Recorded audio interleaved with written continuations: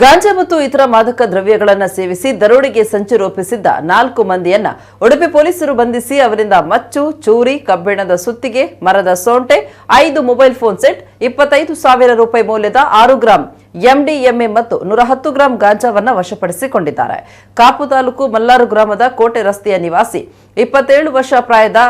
ಮಜಾಮಿಲ್, ಉದ್ಯಾವರ ಸಂಪಿಗೆ ನಗರದ 25 ವರ್ಷ ಪ್ರಾಯದ ಮೊಹಮ್ಮದ್ ಅನಾ ಸಾಹೇಬ್,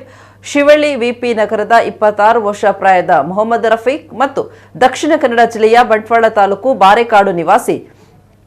18 ವರ್ಷ ಪ್ರಾಯದ ನಿಹಾಲ್ ಬಂಧಿತ ಆರೋಪಿಗಳು. ಈ ಆರೋಪಿಗಳು ಉಡುಪಿಯ ಮಣಿಪಾಲದ ವಿವಿ ನಗರದ ಮನೆಯೊಂದರಲ್ಲಿ ಗಾಂಜಾ ಮತ್ತು ಮಾದಕ ದ್ರವ್ಯಗಳನ್ನು ಮನೆಯಲ್ಲೇ ಇರಿಸಿಕೊಂಡು ಅದನ್ನು ಸೇವಿಸಿ